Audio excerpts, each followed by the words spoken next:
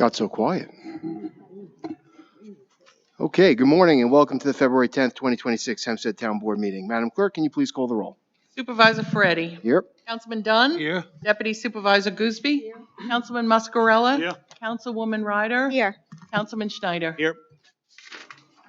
Thank you, Madam Clerk. Today we are joined by Corporal Peter Hegman, who served with honor in the United States Marine Corps for 4 years from 1984 to 1988.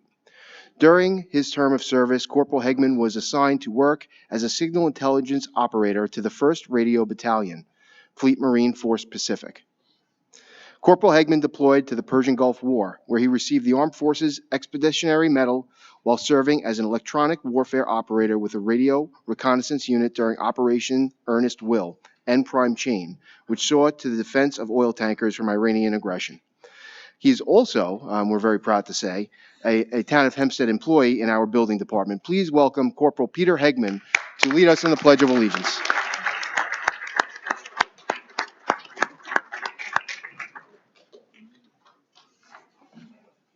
I pledge allegiance to the flag, United States of America, and to the republic for which it stands, one nation, under God, indivisible, with liberty and justice for all. Thank you. Okay, one more time for Corporal Peter Hegman. Thank you.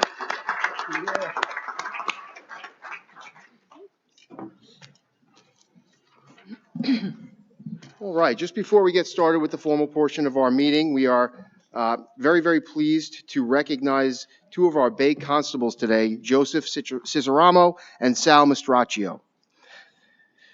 On January 11th, an experienced kayaker became stranded in the bay while out on a routine trip to see harbor seals. As the day progressed, the winds picked up. With the tides growing stronger and sunset approaching, the kayaker became swamped and the kayak was filled with water. Although she was able to get the water out of her kayak, she was drenched and stranded in freezing temperatures. The kayaker called for help to the Coast Guard station but was unable to get any assistance. It was at this point that Bay Constables Joseph Ciceramo and Sal Mastraccio found the distressed kayaker after receiving a call from her husband. They quickly sprang into action, pulling the freezing woman from her kayak and safely onto their ship. They then warmed her up before transporting her safely to shore. These two hometown heroes demonstrated the unwavering efforts and diligence of the town's Bay Constables, and we're proud to have them as part of our Hempstead Town team. Please join us in welcoming Bay Constables Joseph Ciceramo and Sal Mastraccio.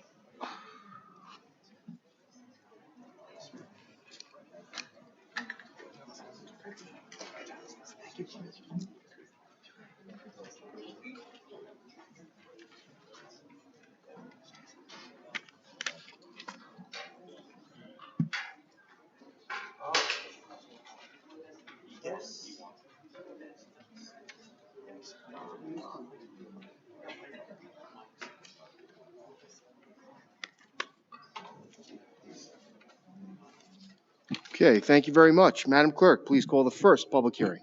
Yes, our first public hearing is a proposed local law regarding parking or standing prohibitions in Belmore. Thank you. Does any member of the board wish to speak on this item? Would any member of the public wish to speak on this item? May I have a motion? I move that we close the public hearing and adopt the item. I second the motion. Supervisor Ferretti? Aye. Councilman Dunn? Aye. Deputy Supervisor Gooseby? Councilman Muscarella? Aye. Councilwoman Ryder? Aye. Councilman Schneider? Aye. Madam Clerk, please call the next public hearing. Yes, we have a proposed local law regarding arterial stops near Valley Stream. Thank you. Does any member of the board wish to speak on this item? Any member of the public wish to speak on this item? May I have a motion? I move the public hearing be closed and the board adopt the item. Second. Supervisor Ferretti? Aye. Councilman Dunn? Aye. Deputy Supervisor Gooseby? Aye. Councilman Muscarella? Aye. Councilwoman Ryder? Aye. Councilman Schneider? Aye. Okay, Madam Clerk, please call the next public hearing. We have a proposed local law regarding Chapter 153 of the Hempstead Town Code to be entitled Cat and Dog Litter Registry. Thank you, Madam Clerk. I do have a brief statement. I'm proud to introduce the proposed local law, which in sum prohibits backyard breeding within the town of Hempstead. If approved by the town board, this local law will prevent the overpopulation of cats and dogs within town borders by allowing female cats and dogs to be bred only once per year and establishing a registry containing information regarding cats and dogs and their respective litters. My colleagues on the town board and I care deeply about animals and want to do everything within our power to safeguard their well-being. Defenseless cats and dogs that are abandoned are completely on their own, forced to find food and shelter, which is often not adequate, and as a result, they become weak, sick, or worse. If enacted, this proposed local law will curb this terrible occurrence. Cats and dogs are a source of love and joy for countless residents throughout the town, and it is critical that the town protect these animals to the best of our ability. Accordingly, I ask that the members of this town board support this important proposed local law, and I thank you. Any other members of the board wish to speak on this item? Would any members of the public wish to speak on this item?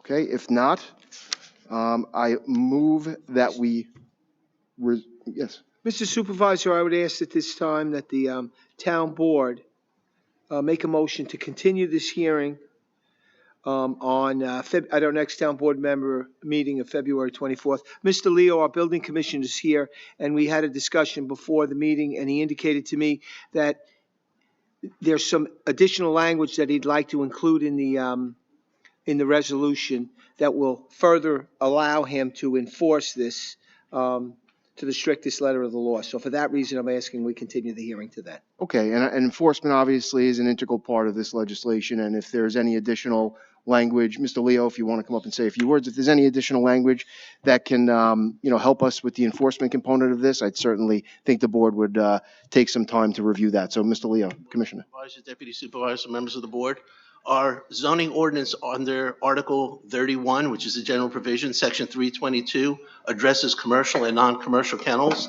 By adding a subsection for animal registry to this section will help our department aid in animal control along with the animal shelter from an enforcement standpoint. Okay, thank you, Commissioner. Thank you. Does any member of the board wish to address the Commissioner?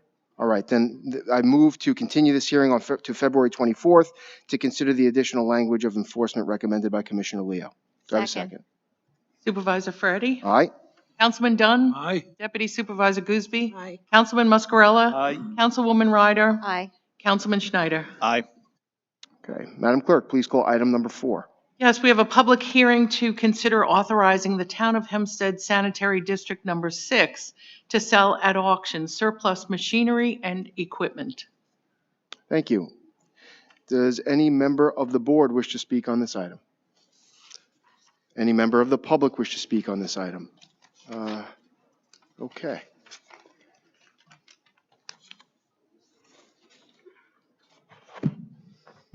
Pearl Jacobs, Union Deal. Yes, I would like to know what sort of machinery and equipment, what type will be auctioned off? The list of the equipment is in the calling resolution.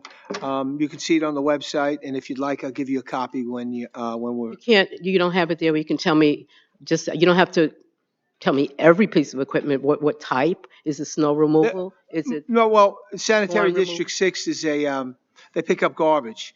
So it's garbage trucks and pickup trucks and other trucks they use in the endeavor to, So there's a surplus of this equipment? not a surplus. These are equipment that's been used for years, and as a result, while they can't use it to perform their duties because the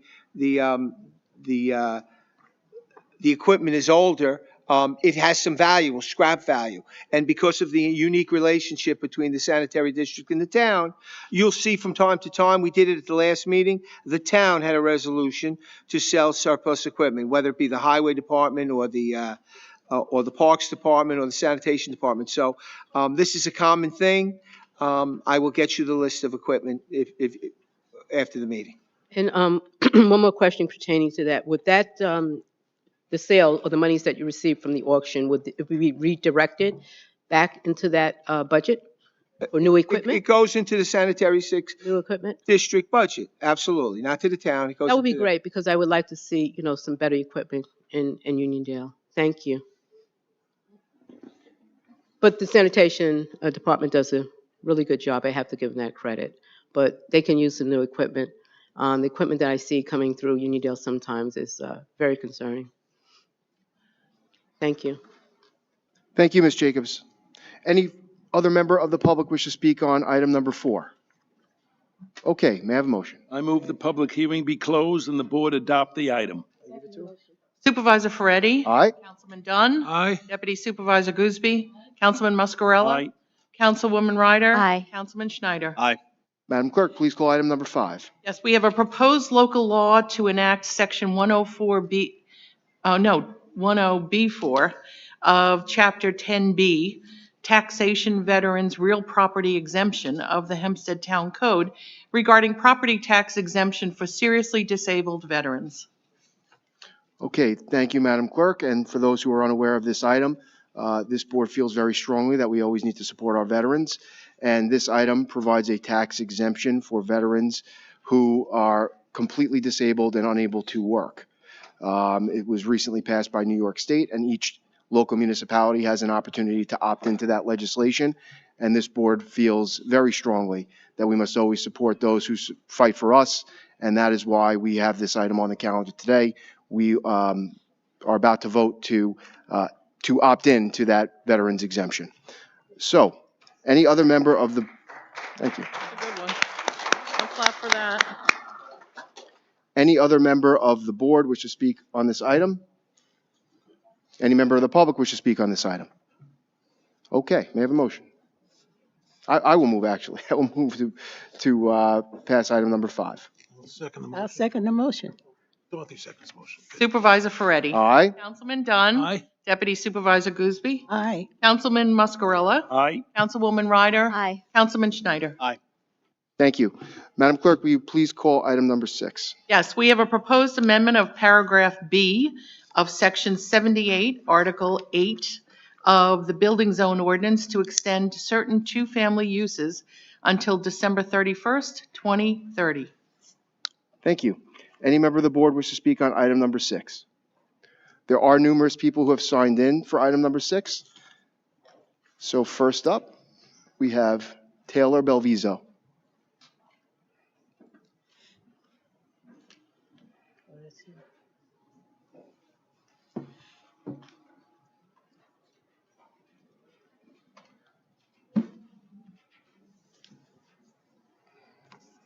Good morning. If you could just give your name and address, please. Good morning. Taylor Belviso. I live at 879 3rd Avenue, which is in this area. I just wanted to hope that the board would support this. I know it's something that I depend on and a lot of the other people in the area, and that's all I wanted to say. So, thank you. Thank you, sir. Bernard Albanese.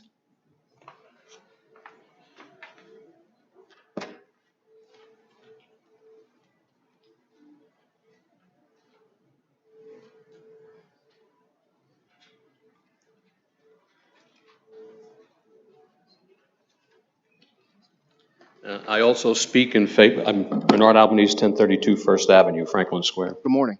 Good morning. I speak in support of the amendment. Maintenance of the status quo is fair to the current homeowners and additionally benefits those who seek affordable housing in a geographically easily accessible area. It is also a boon to the thriving and new businesses that serve our community. The current status has been in effect for more than 50 years. It has worked and is working. No harm has been discerned or adduced during its tenure. I work in healthcare, and surely most of us are aware of the simple understanding of the Hippocratic Oath, expressed as, do no harm. The patois of the street echoes the instruction. If it ain't broke, don't fix it. Thank you. Thank you, Mr. Albanese. Lisa Cartelli.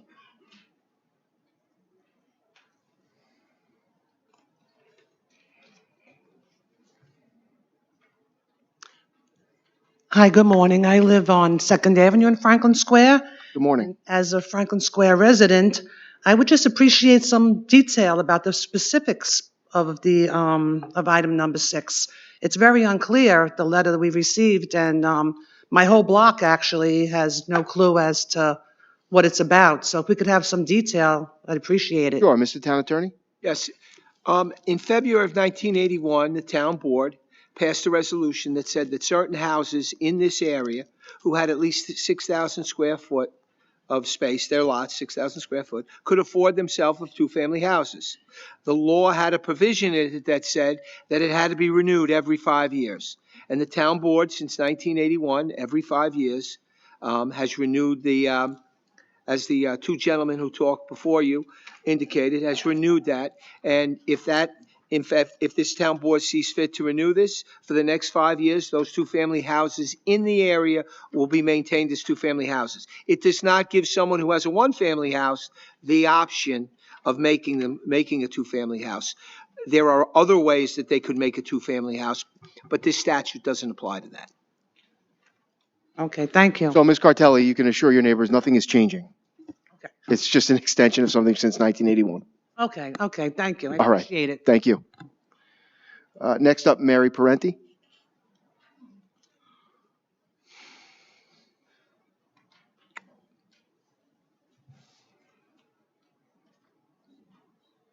Good morning, everyone. Good morning. I live on 2nd Avenue as well as Lisa, neighbors. And Lisa asked my question, so I kind of got the gist of what's going on. But if it comes to the point where the two-family home is being subdivided, is that something that's going to be monitored with other people living within a two-family dwelling, so to speak? So when you say subdivided, Well, you mean taking the lot and There are splitting homes in it? my area, in my block, that are subdivided with other families living in a one-family home, that the house is being subdivided. So I'm just curious if the two-family homes will be then subdivided without even anyone knowing about it. But we as residents see what's going on in the neighborhood and see the amount of people coming in and out of homes, the parking situation, the schooling situation. There are numerous homes that are developing in our little cluster of our block. it's So a big concern. if there are any illegal apartments, I think you're referring to, you're saying subdivision, but I think you're talking about illegal apartments, right?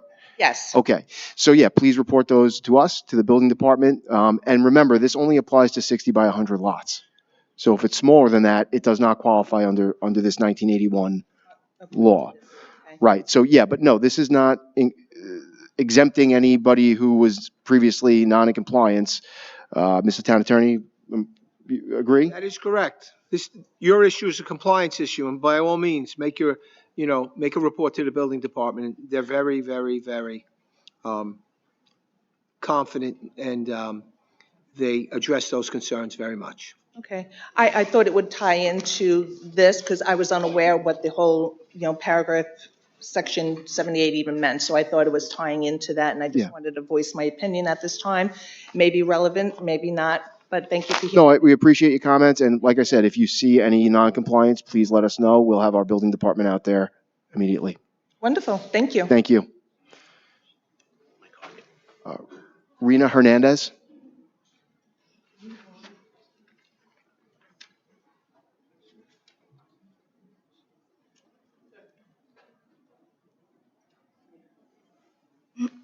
Good morning.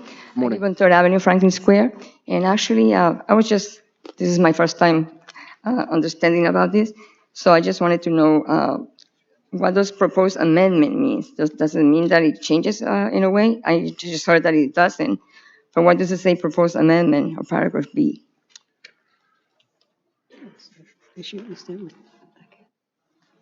The only amendment is the date.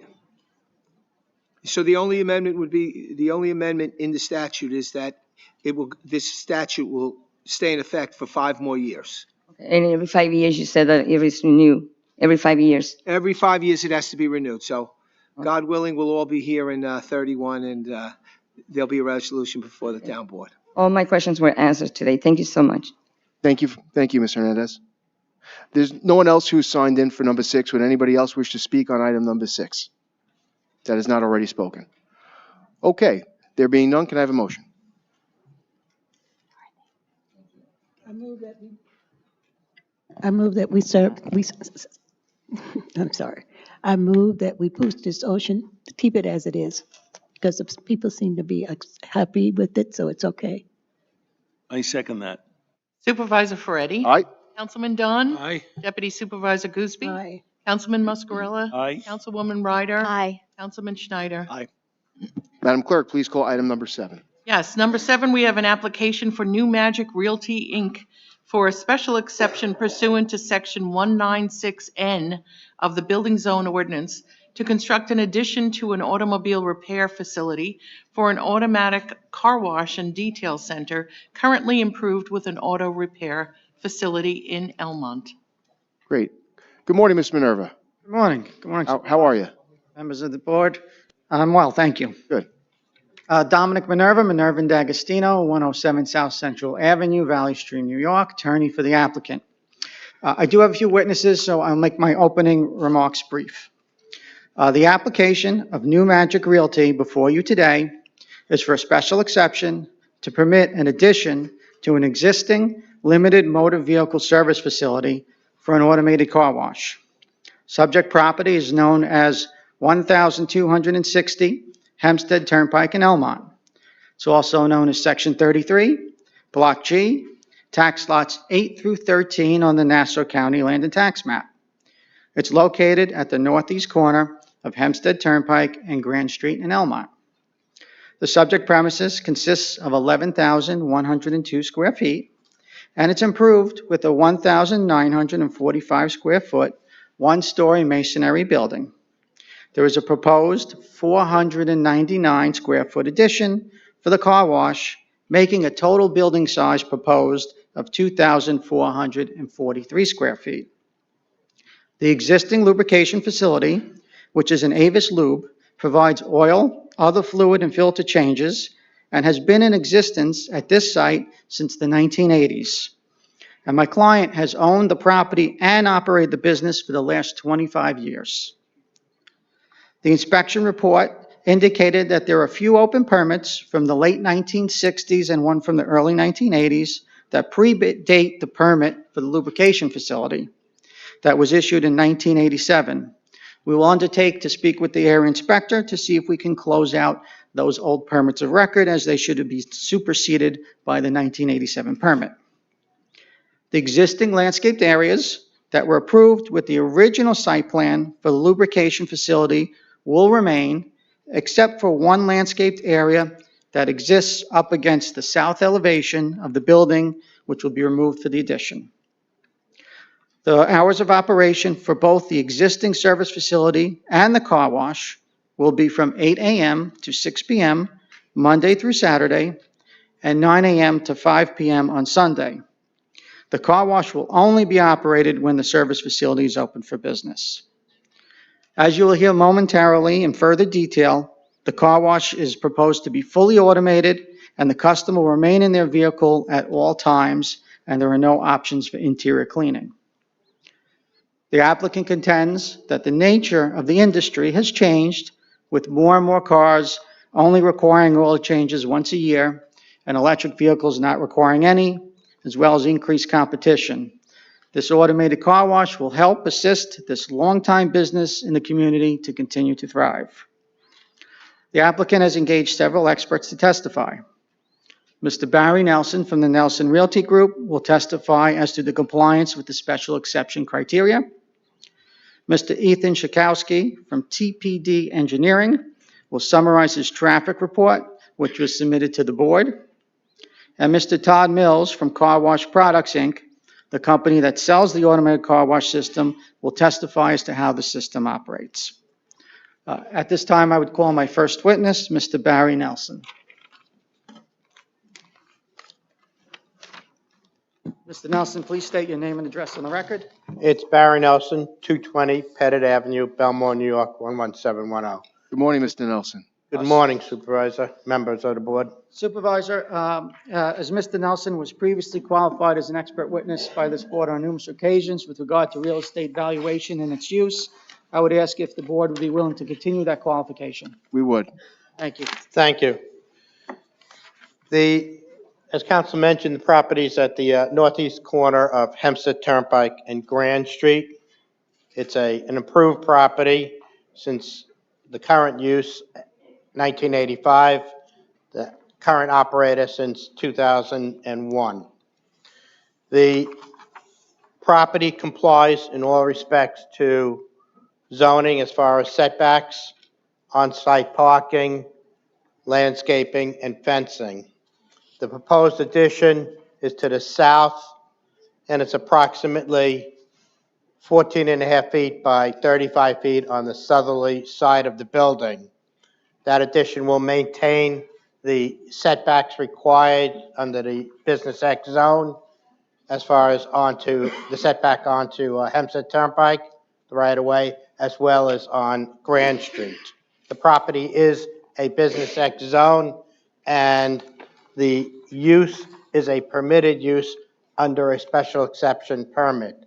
The property currently has a special use permit for the auto loop, as Councilor identified, since 1985.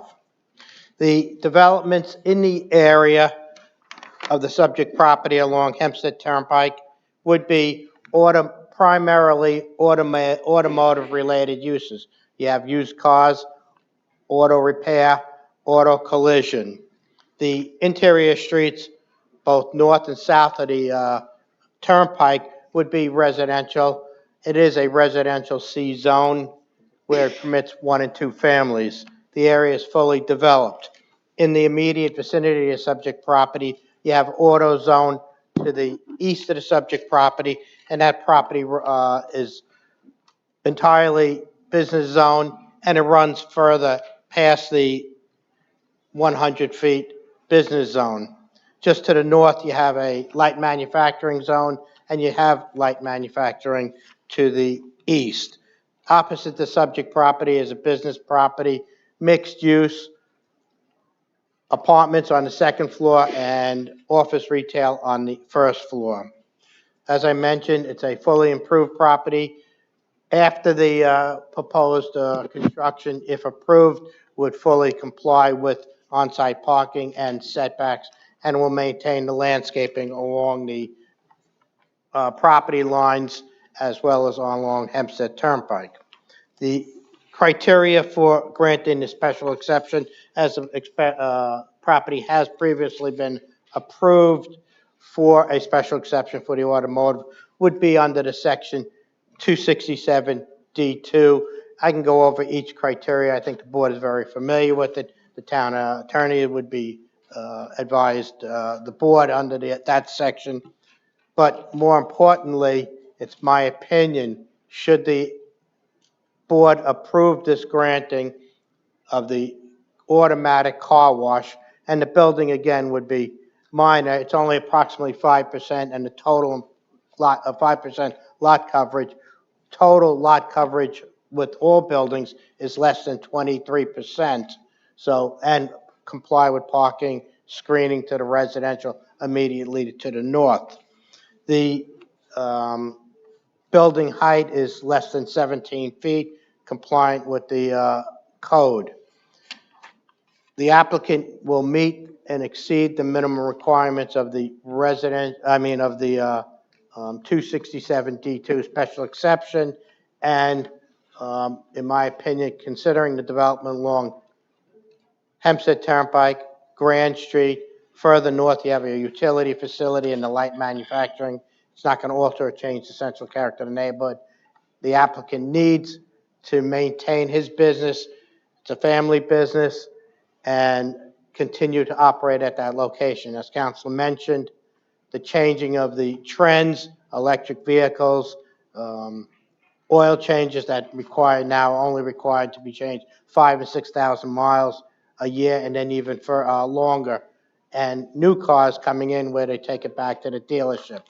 I basically find that property values will continue to appreciate, and this is a minimum request before the board, and in my opinion, should be approved.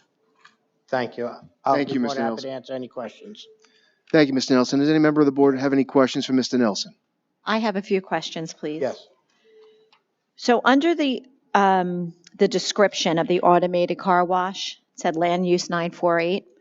It says manual cleaning services may also be available at this facility. Would you elaborate on that, please? I think, I believe that report is from my next witness, but there will not be any, if that's in the report, that is in error. There will be no manual cleaning options. This will only be a machine, and that's the only option that will be available. There's a single bay automated car wash, so I So that apologize if needs that to was be in any of the removed, material. correct?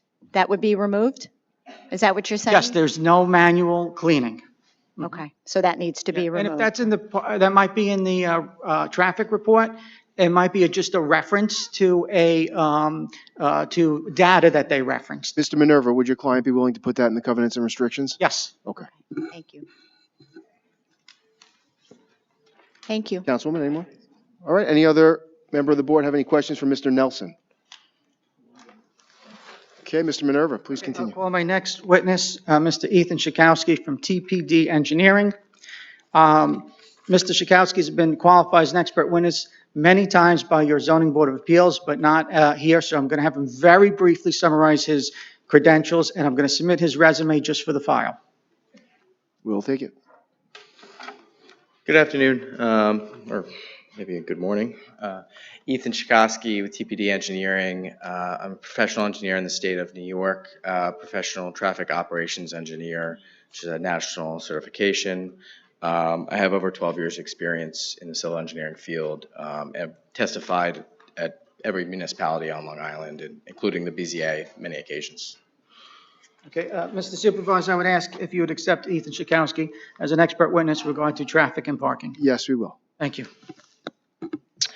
Thank you. So we prepared a traffic report for the subject development for the extension of the car wash into the existing auto center.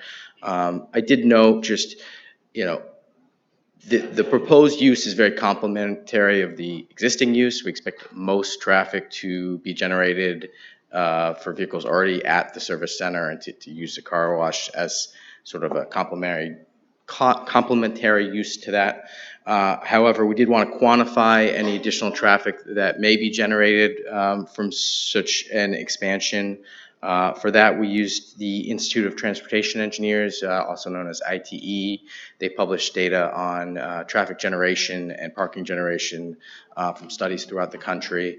I believe that reference was in our report based on other studies they've done at other car wash facilities, which may have other components, but it's the best available data to project additional traffic for this site.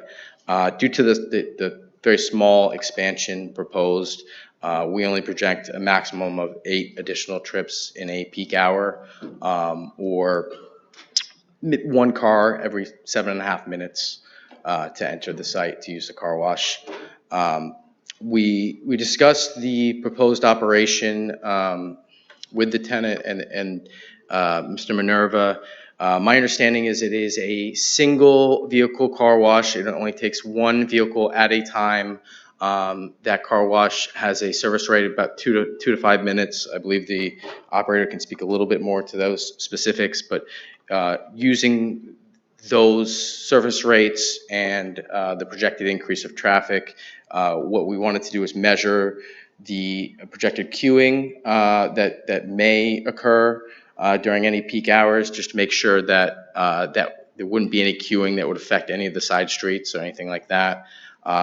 Using the stochastic method, which is a published calculation from the IT Transportation and Land Development Manual, based on our service rates, arrival rates, we project a maximum queue of 2 vehicles during the very peak time and the very peak hour. So most of the time I expect that at maximum you'd have 1 car waiting to use, but during a very heavy period you might have 2 that could be accommodated on site without affecting the Grand Avenue street.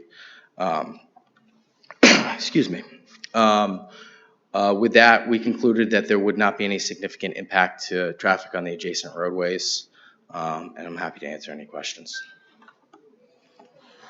Thank you, Mr. Shakowski. Any member of the board have any questions for Mr. Shakowski? Thank you, sir. Mr. Minerva?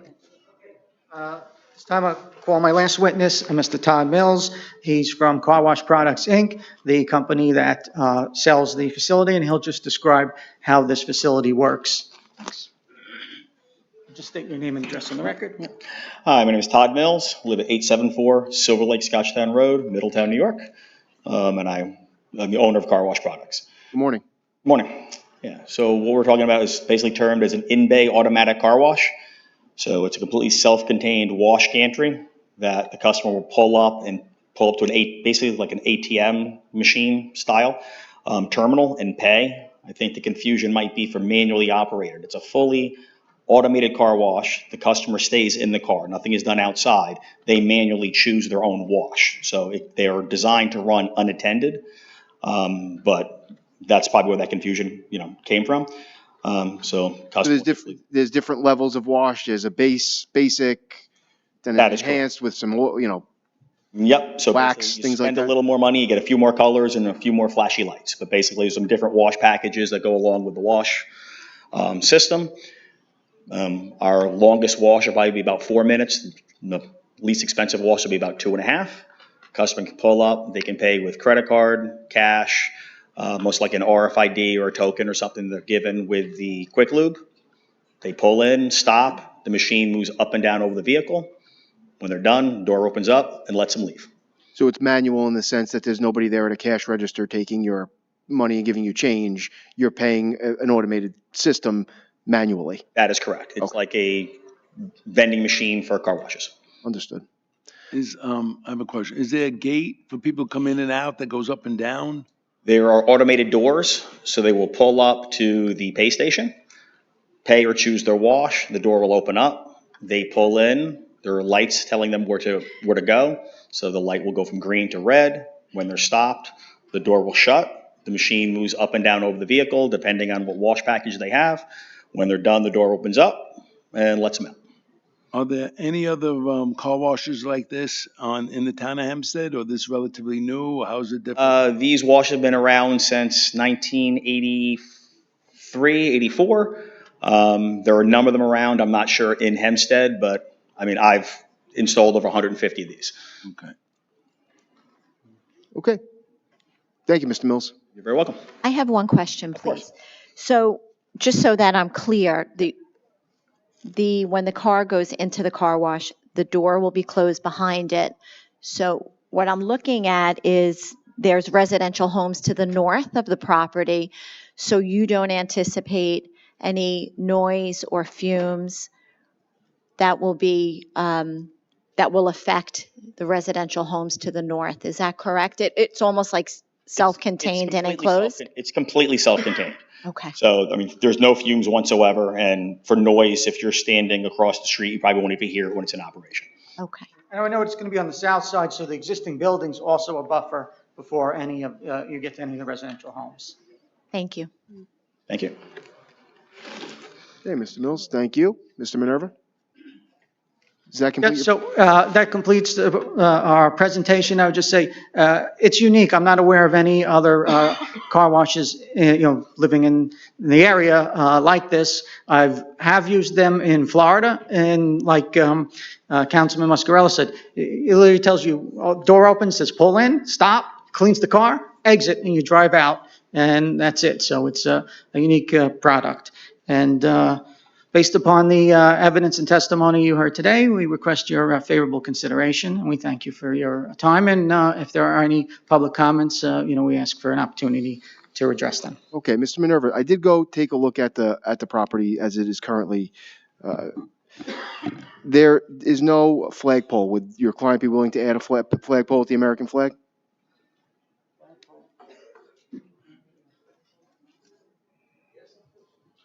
They would be happy to do so. All right, so we'll add that in the covenants and restrictions? Mr. Minerva? Yes. Okay. And also with regard to the landscaping around the property, as it currently is, there's some on the curb abutting the sidewalk, I should say. There's some, gardens around the property, but they're kind of shabby looking. So do you have a landscaping plan that's been prepared? We do not. There is a landscaping plan that was originally approved. I'm sure we could restore any plantings that may have, again, that was 1987. So any plantings that may have waned over the years, we can restore it back to the original approved landscaping plan. Yep. Okay, so can you submit the landscaping Yeah, plan? I do have a copy of that with me. If you give me 1 second, I'll submit it.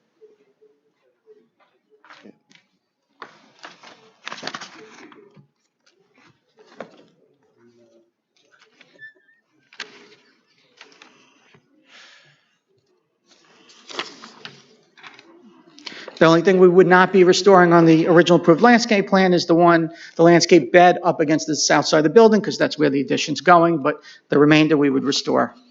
All right, and would your client be willing to put in the covenant restrictions that you'll have a landscaper, licensed landscaper, maintain the landscaping on a weekly basis from April 1st through October 31st? Yes, Supervisor. Okay. And is there currently an irrigation system in place for the landscaping? Automatic irrigation system? No, there is not. May I ask you one question? I'm just thinking, you said what you're doing, no, here we just, somebody, oh. What I've heard is you're speaking about people being able to get their cars in and get them washed. When they go into that car, are they still in the car? Yes. Or how do you do it? They're still in there? They're in the car. Mhm.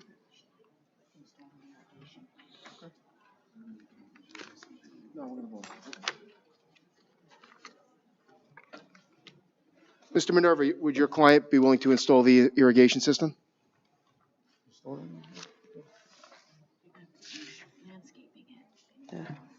Only thing, I think this is. Yes, we'll agree to that. All right, so just so we recap, flagpole with the American flag, right? Yes. Prominently displayed. Yes. Irrigation system installed, and restoring the landscaping to reflect what you just submitted with the original landscaping plan, with the exception of I think you said south side, right? South elevation Right. landscape. That'll all be in the covenants and restrictions, correct? Yes, correct. All right. Any further comment from any member of the board? Okay. I do have some people that signed in, starting with Ethan. Thank you, Mr. Minerva, by the way. Thank you. Ethan Skoslesi? That was our traffic expert. Oh, Shirkowski. Okay, got it. Thank you. And we have Mr. Mills as well. Okay, any further public comment? Okay, can I have a motion? I move the public hearing be closed and the board adopt the item. Supervisor Ferretti? Aye. Councilman Dunn? Aye. Deputy Supervisor Gooseby? Councilman Muscarella? Aye. Councilwoman Ryder? Aye. Councilman Schneider? Aye. Okay, Madam Clerk, please call the administrative calendar. Yes, on the administrative calendar, we have items 8 through 25. Mr. Supervisor and members of the town board, I recommend that the board table items 21 and 22 to allow the Controller's Office to further review the budget transfers. Okay. Thank you, Mr. Macro. May I have a motion to that effect? So moved. Second. Okay, and this is on the administrative calendar with the exceptions of 21 and 22, correct? This is to vote on the tabling of those items, 21 Oh, and yes, 22. sorry. Yes, this is on the tabling motion. Sorry about that. Supervisor Ferretti. Aye. Councilman Dunn. Aye. Deputy Supervisor Gooseby. Aye. Councilman Muscarella. Councilwoman Ryder. Aye. Councilman Schneider. Aye. Okay, does any member of the board wish to speak on any items on the administrative calendar? Okay. Well, wait. So we do have some people that have signed in to speak on the administrative calendar, starting with Chris Jacobs.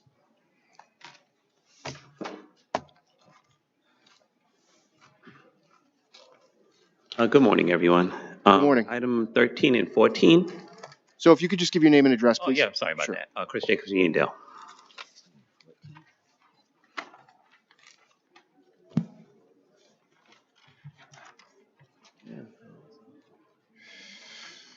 Okay. Yes, Mr. Jacobs, you had a question? Yes, regarding item 13 and 14, can you specify which programs they're hiring instructors for? That's one of my questions. Okay, Deputy Commissioner Megan. Good morning, Supervisor. Morning. Deputy Supervisor, members of the board, Kyle Megan, Parks and Recreation. Item 14 has about 30 different recreation classes on here. Would you like me to list them off? You can name like 5 of them, 10 of them. Sure. Outdoor skills, hula hoop, youth tennis, youth golf, youth pickleball, yoga, strength training, Pilates, that sort of thing. Okay, so there are more recreational programs that be throughout the town of Hempstead. And another question, what parks or like locations will the programs be occurring at? Sure. We have them evenly distributed through our community rooms that can sustain classes of these nature throughout the township. Bluegrass in Levittown, Baldwin, Seaman's Neck, Bernard Brown, Merrick Golf, Echo Park. Okay, that's good. And probably, because some said winter recreation also, so it's a little late for that. But for this spring and summer programs, we'll be probably getting mailers in to sign up for those programs, correct? Yeah, we do a once a season booklet that gets distributed to every residential house. Right now, this is actually the winter and spring program. We have a separate one for summer and then a separate group for fall. Okay, and one last quick question. The programs that occur in these different parks, are they randomized or are they put in particular parks? So like, for example, yoga, will that be in a particular park or to be throughout the different parks? It's sort of a combination. We try and gauge constituency requests based on the area. If there's a sudden request for pickleball lessons in the area, we'll take that into account when structuring our classes for the upcoming season. Okay, so like if, for example, if the park closest to me doesn't have a program that such as if I see a program in a different park in a further location and I want that in my park, I could just contact your office if in the future? Yeah, absolutely. What's the park closest to you? A couple of them. I have Uniondale Park, Bernard Brown Park. I'd like to go to Baldwin Park also. So I randomize. I go throughout the different town of Hempstead parks. They're very nice. I do like the town of Hempstead parks. Bernard Brown specifically is where we host our Uniondale classes. If you have any requests, I'm sure we'd be happy to take them.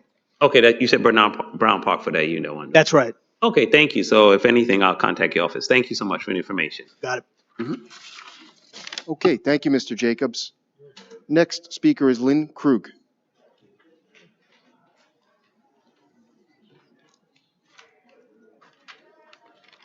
Good morning, and thank you for allowing me to speak. Good morning. I have If you some could questions just give your on the name and address, please, for the record. I'm sorry. I'm sorry. If you could just give your name and address, Sure. please, for the record. Lynn Krug, Weidler Court, Garden City, New York. Good morning. Good morning. I'm here to speak about item number 20, authorizing the execution of agreement with attorneys for on-call legal services for the Department of Planning and Economic Development. In 2018, the town board passed legislation requiring competitive bidding for professional services to dismantle the existing system that was in place. Is this still happening? Are these bids set out competitively? Mr. Supervisor, if I might? Yeah, Mr. Town Attorney. The town board has since passed a resolution and considered professional services, legal services. So as a result, the town board is not required, the town of Hempstead is not required for certain legal services to go out for bid. And you see from time to time, we amend our list of attorneys. This is a special situation. This is for the planning department. And as a result, the planning department gets funds from the federal government and the state. And as a result, they are required to go out. And an RFP was posted for this. And these are 3 of the people that have applied and approved by the planning department. They've all been on our list for sometimes they've reapplied. I will tell you that I've had discussions with the planning department over the last couple of weeks, and we're going to go out for another RFP because we'd like to see if there are other attorneys that may be interested. But to answer your question with regard to this specific services, yes, an RFP was sent out. All right. Well, I'm particularly focused on the law firm of Berkman, Hennock, Peterson, and Petty. I took a look, and I see that Gregory Peterson is one of the attorneys on that staff, and he has a very extensive governmental and political background. He was the chairman and CEO of Nassau Downs OTB from 1998 through 2001. I recall meeting him in 1987 when I moved into the town of Hempstead because he was a supervisor from 1987 to 1993. Then he was a presiding supervisor of the town of Hempstead from 93 to 98. And he's presently the second vice chair of the Nassau County Republican Committee. And he's also a commissioner of New York State Board of Elections from 2008 to the present. I'm concerned about this because, elections winning elections is not too often about ideology or best practices. It's about keeping a party in control so relatives and campaign contributors can have secure jobs with public pensions, so vendors will buy tickets to overpriced galas, so law firms have clients. And the patronage system prioritizes political loyalty over taxpayer interests. That is my concern. There seems to be having people like this working for us. In my mind, it's a bad situation. It's a conflict of interest. And we have approximately 770,000 people living in the town of Hempstead. And I think that we deserve better. That's all I'm saying today. Ms. Krug, I hope you're not suggesting that when your tenure as supervisor is over, you'll be prohibited from practicing law, are you? Well, I hope you're not. It just seems like there's just too much patronage going on in this town. Okay, you heard, though, there was an RFP for this, right? I heard. Okay, thank you. Everyone else heard too. But it's a concern that we have. Yeah, Mr. Town Attorney.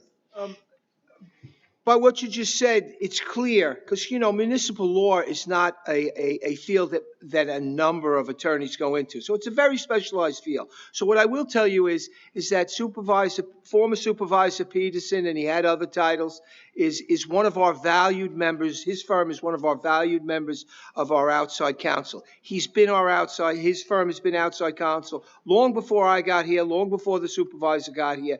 And in my tenure as a town attorney, I can tell you that he's done very well by the residents of the town of Hempstead in providing good legal services for us. I'm sure he's made a lot of money too doing it. So, more power to him. Okay, thank you. Does anybody else in the public wish to speak on any item on the administrative calendar? Okay. Since there are no more speakers, can I have a motion on the administrative calendar? We do. I move that we move the administrative calendar. And let's go. Second. Yeah. And that'll be moving the entire calendar with the exception of 21 and 22. Supervisor Ferretti. Aye. Councilman Dunn. Aye. Deputy Supervisor Gooseby. Aye. Councilman Muscarella. I'm going to recuse myself on number 21 and 22, but on the rest of the calendar, so be it.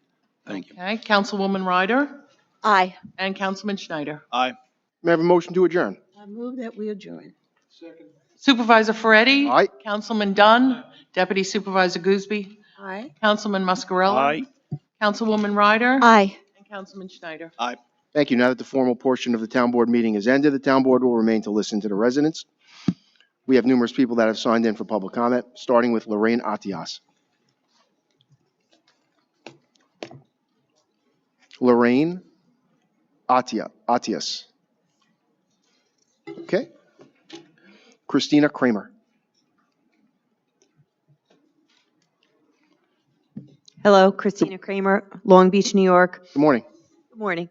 The first thing I wanted to comment on, and it's unrelated, but this is good and welfare, so I can say what I want, right? I just wanted to show some support for your decision. Diane Madden is a phenomenal animal advocate who works and teaches others to foil in an effort to help the animals. Giving her a short-term contract is a huge step in the right direction for the town of Hempstead Animal Shelter. I just wanted to express my support for her and your decision to contract her. But my real reason for being here once again is that I am the president of Protect Our Coast, Long Island, New York. I'm here again because of the current moratorium. The BESS moratorium is expiring. I think it's February 25th. And we're calling for a formal positive declaration and immediate creation of rigorous protective ordinances. We're here because there has been a breach of trust of a significant matter on December 24th when the residents asked you all point blank if there were any BESS permits. We were told no. Yet just a month later, in January 2025, we discovered an active permit had already been issued to Rhineland for a facility in Island Park, just feet from residents and businesses that would have brought 4.4 million pounds of lithium-ion batteries into our barrier island. We elected you to put the interests of the people first. We did not elect you to prioritize the profits of private equity investors over the safety of public utilities that we rely on. We are families who work hard and raise our children here. We deserve transparency, not surprises regarding high-risk industrial projects in our backyard. The entire point of this moratorium was to give this board time to research and take action. You hired Nelson Pope Voorhis to provide expertise needed to protect us. Those reports should have already been reviewed and acted upon at the last meeting. Have you looked at the cost-benefit analysis or read through any of the environmental impact statements? As a layperson, I can see that this is not safe for Long Island, and the records of BESS explosions across the U.S. and the world speak for themselves. Did you know there's a website that keeps track of this? You can just Google it. It's quite alarming. So I have to ask, what have you all been doing? The moratorium was intended to be a shield for residents, but right now it feels like a stalling tactic. We're tired of having to act like the Long Island watchdogs for our own government. It's exhausting to have to double check every statement you make because the information we are given doesn't match the reality of the permits. We are in need of three things: an extension to ensure no more hidden permits going forward. Number two, protective ordinance, strict setbacks from home, schools, and environmentally sensitive areas, and a positive declaration on DeSecra, acknowledging these facilities. Thank you, Ms. Kramer. Ms. Kramer, if I could just let you know, you're asking for an extension, but we extended it last meeting for 6 months through August. So thank you, Ms. Kramer. Now you do. We extended it last month through August. Well, that's one way to extend it. We moved it through August. We extended it another 6 months. We did. Nancy Fleming. We circulate news, but not to Long Beach because we don't. That's not part of the town of Hempstead, so that may be why you missed it. Nancy Fleming.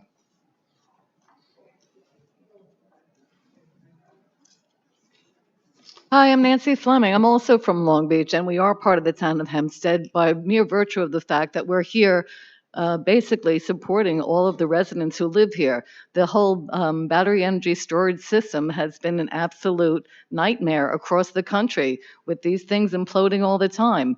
You didn't say, there was no vote that we saw when we were here at the last meeting that showed that it was extended.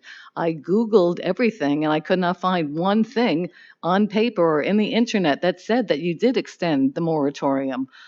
We also still have not heard anything about any of the research that you promised over a year ago. And that's what I'd like to put forth right now. What about the research? What does it say? Are we protecting us? That's one question. The other question is, how did the Island Park approval go through? That's the second question, because they are, if you want to be very specific, Town of Hempstead. Would you please answer my questions? So, ma'am, this is a public comment, so we're here to listen from you. But I would just reiterate that at the last meeting, which was at night, not only did we pass a moratorium extension for 6 months, but I made it pretty clear to anybody that was here that we are continuing to review and we will do what's in the best interest of the residents of the town of Hempstead, and we will always put people's public safety first. Well, that's great. What about the research? I mean, you've had the conversations with many people here today. I'd appreciate an answer. Well, again, this is public comment. That was not what we had before. This is public comment. We're here to hear from you. So please continue, and we'd love to hear more. But just so you're aware, I know you're all going to ask for a moratorium extension. It's extended. I understand that. What I'm asking you is, what about the research? Why is it extended? Why isn't it just banned? Ma'am, you can feel free to send us an email, but this isn't an opportunity to get a question and answer. This is an opportunity for us to hear from you. That's the thing, sir. I have written, we have called, there have been numerous. I mean, we have representatives like Swazi and Gillen and Ms. Ryder as well. You're not responding. We have numerous unanswered emails and phone calls. I personally have called, my colleagues have called, volunteer colleagues, that is. And there seems to be no transparency here. I'm just asking literally for the results of the research that you undertook. What did it say? Why is it being hidden? Nothing's being hidden. We're continuing to look into the issue, and a decision is forthcoming. But for now, there is a moratorium in place, which is exactly what you have both asked for. But nevertheless, please continue. You're obviously not going to give me anything as far as the research. You won't even comment on the research. Do you want to at least admit that there was research? Could you send us the information? Could I leave my name and number? Could you send me the research that you... Absolutely. You can leave your name and number, and we'd be happy to dialogue with you. Thank you so much. Okay, thank you. Robert Kuglamas.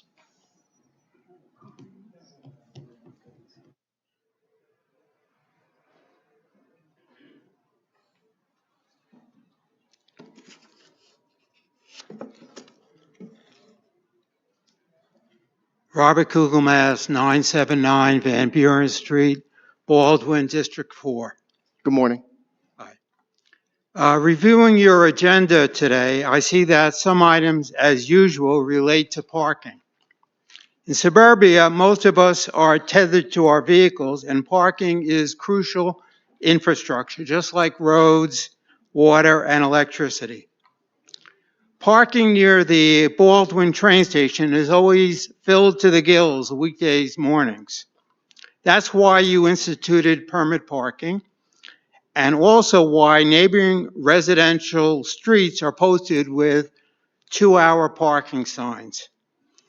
Additional nearby train station parking would benefit commuters, would benefit adjacent residential and commercial neighborhoods, and would possibly contribute to your downtown revitalization effort.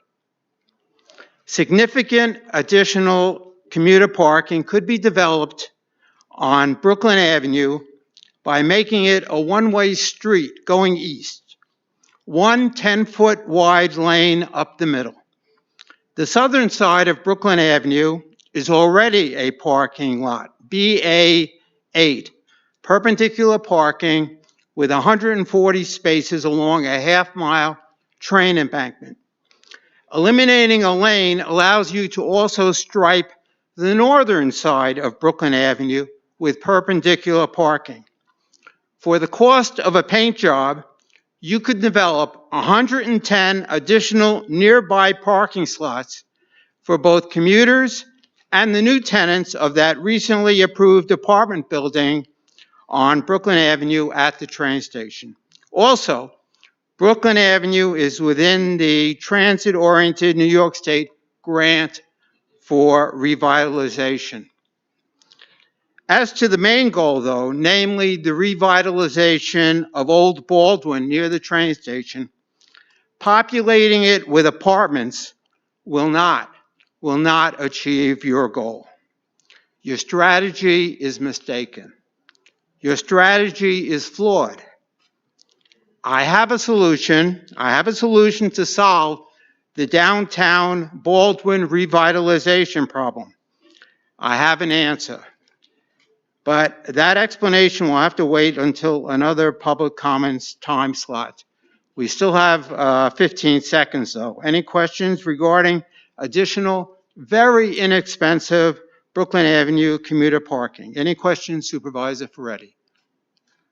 I don't, but I'd appreciate it if you follow up with an email. We'd appreciate that. Pardon? I'd appreciate it if you follow up with an email with any further information you have. You said it would be a further public comment. Feel free to send an email. Thank you, sir. Next up is Pearl Jacobs.